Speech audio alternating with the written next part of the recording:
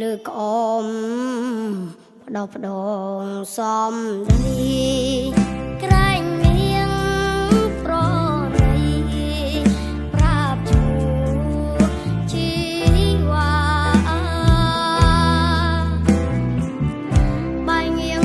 មកចាញ់មិនខ្ចីវាចាអងវយ៉ាងណាស្រីធ្វើ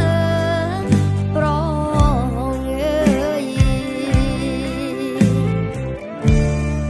ចង់សួរឈ្មោះឲ្យអស់ចិនដា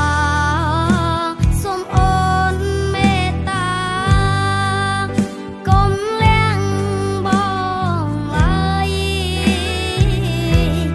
ទៅវិញប្រាប់ម៉ែឲ្យចាចៅហើយប្រឡឹងមៀងហើយសូមឆ្លើយមកចង់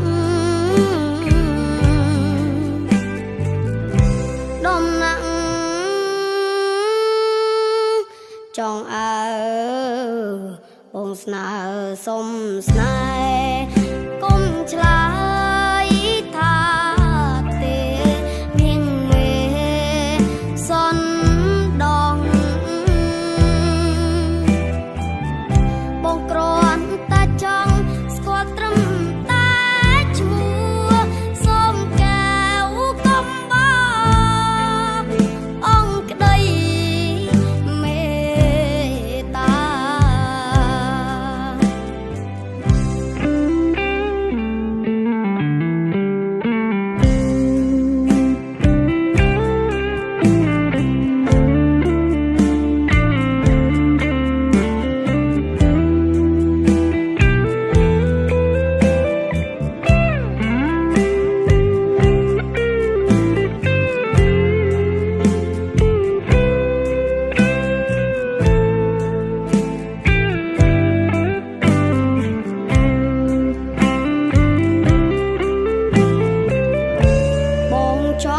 សួរឈ្មោះ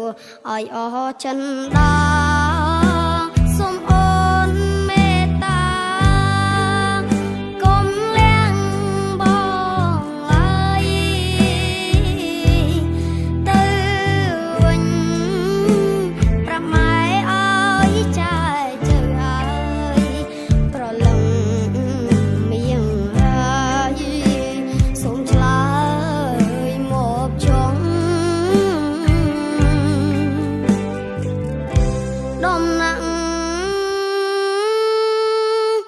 ចង់អើបងស្នើសុំស្នេហ៍